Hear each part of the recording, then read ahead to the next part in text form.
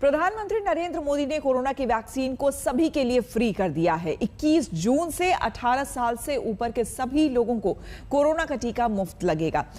केंद्र ने एक बार फिर टीकाकरण अभियान को अपने हाथ में ले लिया है। अब सवाल यह है कि क्या इस बदलाव से वैक्सीन की किल्लत दूर हो जाएगी? टीके पर हो रही राजनीति इस फैसले से रुकेगी या फिर और बढ़ेगी? 21 जून सोमवार से देश के हर राज्य में 18 वर्ष से ऊपर की उम्र के सभी नागरिकों के लिए भारत सरकार राज्यों को मुफ्त वैक्सीन मुहैया कराएगी।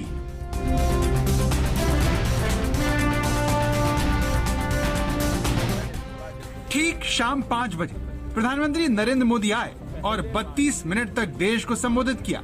ऐलान किया कि अब केंद्र सरकार ही वैक्सीन का पूरा काम देखेगी। आज ये निर्णय लिया गया है कि राज्यों के पास वैक्सीनेशन से जुड़ा जो 25% काम था, उसकी जिम्मेदारी भी भारत सरकार उठाएगी। प्रधानमंत्री के इस ऐलान से सवाल उठने लगे कि क्या राज्य सरकारें वैक्सीन के काम को ठीक ढंग से अंजाम नहीं दे पाई, जिसके नतीजे के तौर पर टीके पर ये सारी अफरा तफरी मची।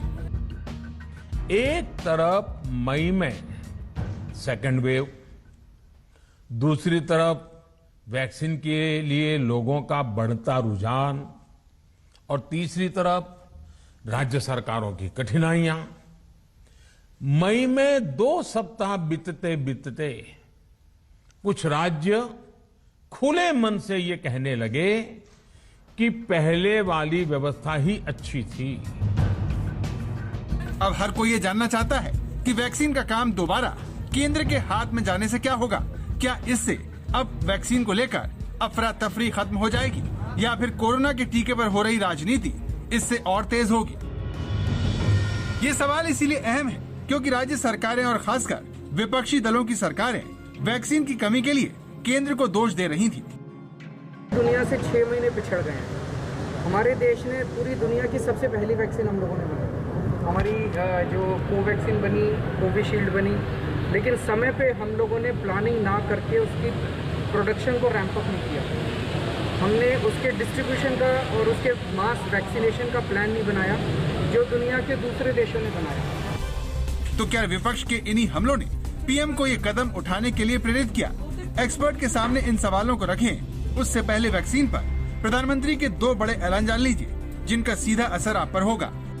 प्रधानमंत्री ने राष्ट्र के नाम संबोधन में सभी राज्यों को अब केंद्र की ओर से मुफ्त वैक्सीन देने की घोषणा की। बताया कि राज्यों को अब इसके लिए कुछ भी खर्च नहीं करना पड़ेगा। साथियों, आज ये निर्णय लिया गया है कि राज्यों के पास वैक्सीनेशन से जुड़ा जो 25% काम था, उसकी जिम्मेदारी भी भारत सरकार उठाएगी। 21 जून सोमवार से देश के हर राज्य में 18 वर्ष से ऊपर की उम्र के सभी नागरिकों के लिए भारत सरकार राज्यों को मुफ्त वैक्सीन मुहैया कराएगी।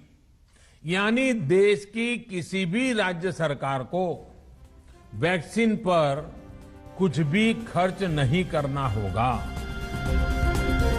इसके अलावा प्रधानमंत्री ने लोगों को इस बात का भी भरोसा दिलाया कि निजी अस्पतालों में वैक्सीन लगाने का विकल्प जारी रहेगा, जहां अस्पताल वैक्सीन की तय कीमत से 150 रुपए ही सर्विस चार्ज ले सकेगा।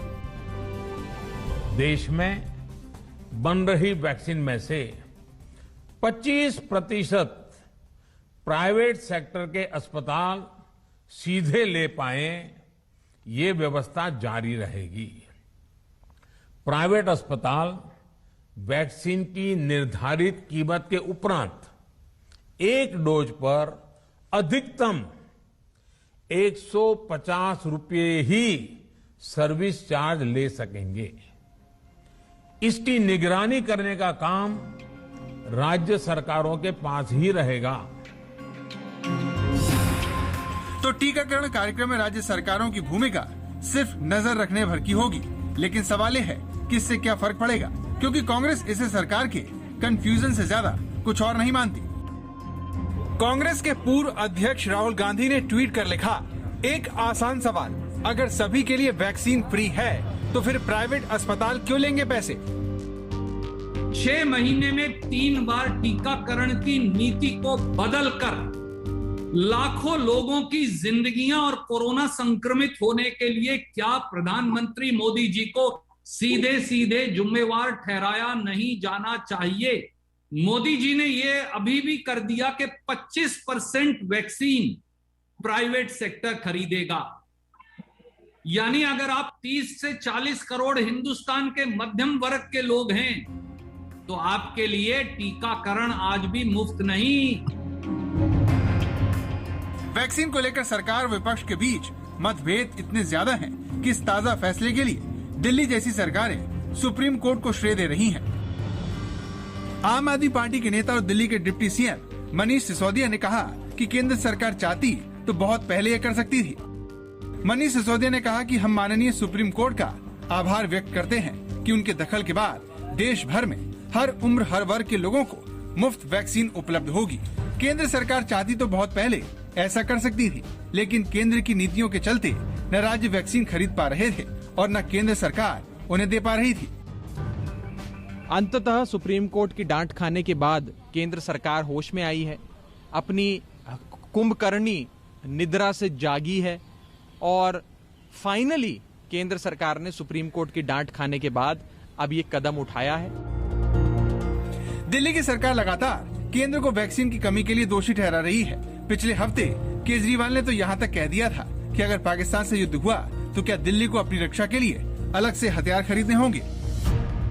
इस वक्त हमारा देश कोरोना महामारी के खिलाफ युद्ध कर रहा है। कल को अगर पाकिस्तान भारत पे युद्ध करता है तो हम ये थोड़ी कहेंगे कि सारी राज्य सरकारें अपना अपना देख लें, यूपी वाले अपने टैंक खरीद लें, दिल्ली वाले अपने हथियार खरीद लें। ऐसे थोड़ी होता है। वैक्सीन पर यह टकराव इतना बढ़ा कि राज्य सरकारों ने विदेशी कंपनियों से वैक्सीन खरीदने की सीधे कोशिश की, ग्लोबल टेंडर भी निकाले, लेकिन सारे टेंडर फेल हो गए और राज्य एक भी वैक्सीन लाने में नाकाम रहे। विपक्ष का केंद्र पर आरोप है कि उसने टीके को लेकर 6 महीने देरी से तैयारी की, जिनका हौसला सुप्रीम कोर्ट की टीके को लेकर की गई सख्त टिप्पणियों ने बढ़ा दिया। कोरोना वैक्सीन से जुड़े मामले की सुनवाई के दौरान सुप्रीम कोर्ट ने तल्ख टिप्पणियां की और केंद्र सरकार की टीकाकरण नीति को कोर्ट ने मनमाना और तर्कहीन बताया। कहा कि 18 से 44 साल आयु वर्ग के लिए पैसे देकर कोविड-19 के टीकाकरण की नीति मनमानी और तर्कहीन लगती है। टीकाकरण नीति की आलोचना करते हुए सुप्रीम कोर्ट ने आगे कहा कि अदालतें मूक दर्शक नहीं हो सकती। वो होना ही था क्योंकि वैक्सीन उपलब्ध ही नहीं है, तो उस स्थिति में एक जगह से ही वैक्सीन खरीदी जानी चाहिए थी और वितरण करने के बाद में काम वैक्सीनेशन का राज्य सरकारों को करना चाहिए था। ये होता कोऑपरेटिव फेडरलिज्म, पर ये तो मनमाना फेडरलिज्म चला। नहीं, देखिए, आज प्रधानमंत्री जी ने जो घोषणा की, उन्होंने इस बात को एक बार से फिर साबित किया है कि वह देश के वास्तव में प्रधान सेवक हैं। और आज जब देश की जनता को टीका की जरूरत है और 18 वर्ष से लेके ऊपर के सभी आयु वर्ग के लोगों को जो टीका दिए जा रहे हैं, वो टीका मुफ्त में सब लोगों को मिले, इसकी घोषणा आदरणीय प्रधानमंत्री जी ने की है। फ्री वैक्सीन देने का फैसला यकीनन राज्यों के लिए राहत लेकर आएगा। इससे उनका आर्थिक बोझ भी कम होगा। लेकिन सवाल यह है कि इस ताजा फैसले से जनता को क्या फायदा होगा? क्या इससे वैक्सीन की किल्लत दूर की जा सकेगी? दिल्ली से मिलिंद शर्मा के साथ आज तक ब्यूरो।